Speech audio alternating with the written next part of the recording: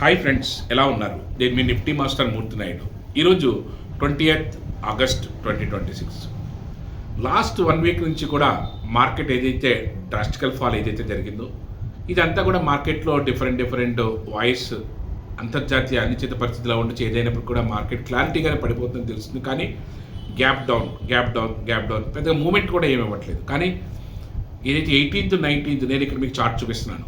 ఈ చార్ట్ ఏంటంటే మనం మాన్యువల్గా మనం ఏమీ కూడా ఊహించడం కానీ ఐడెంటిఫై చేయడం కానీ జరగదు. ఏదైనా machine support, mechanical support, technical support కావాలి.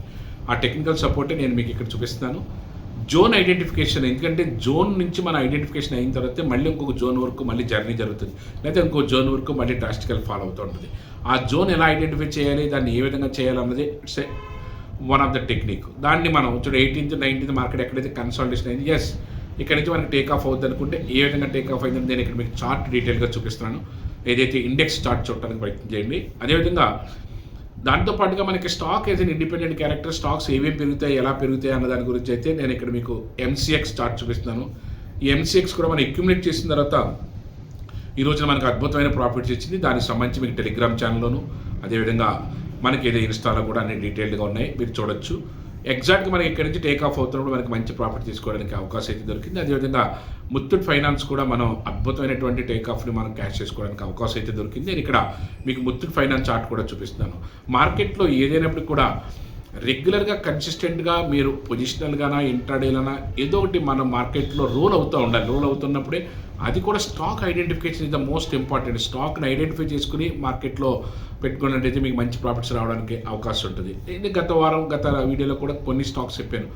ఇప్పుడు కూడా నెక్స్ట్ 1 వీక్ కూడా కమింగ్ 1 వీక్ కూడా మార్కెట్లో మంచి మూమెంట్ రావడానికి ఉండే అవకాశం ఉండే కొన్ని స్టాక్స్ చెప్తున్నాను. సిపి ప్లస్ కానీ, అదేవిధంగా పోలీక్యాబ్ ఏదైతే ఉందో మార్కెట్లో మంచి ప్రైస్లో ఉంది. ఇక్కడ నుంచి టేక్ ఆఫ్ అవడానికి అవకాశం ఎక్కువగా ఉంది.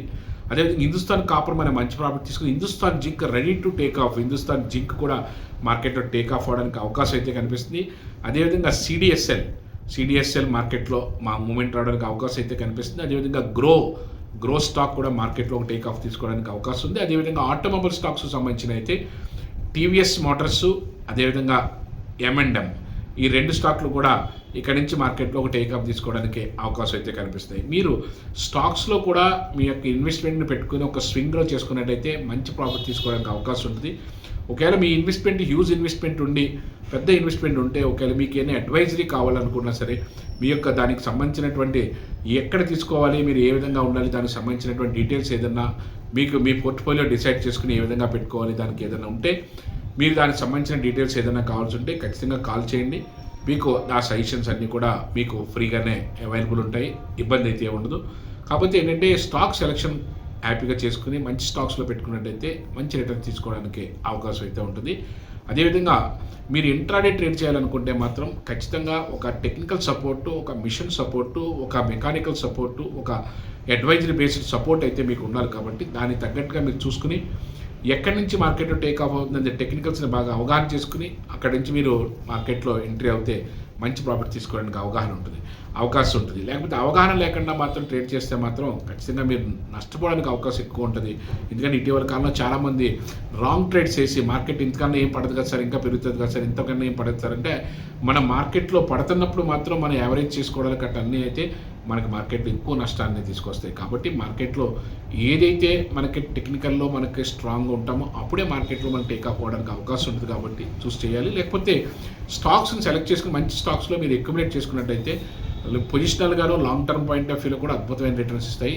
స్వింగ్ ట్రేడింగ్ చేయాలనుకుంటే మాత్రం కాస్త దాని మీద కొంచెం అవగాహన పెంచుకుని దానిలో ఎక్కడ ఏ స్టాక్స్ పెరుగుతున్నాయి, ఇప్పుడు మనం చెప్పినట్టుగా ఈ స్టాక్స్లో ఒక 1 వీక్ నుంచి 2 వీక్స్ మంచి రిటర్న్స్ రావడానికి అవకాశం ఉంది. కాబట్టి ఇలాంటి స్టాక్స్లో ఇన్వెస్ట్ చేసుకోవడానికి ప్రయత్నం చేయండి. Thank you. Have a nice trading day.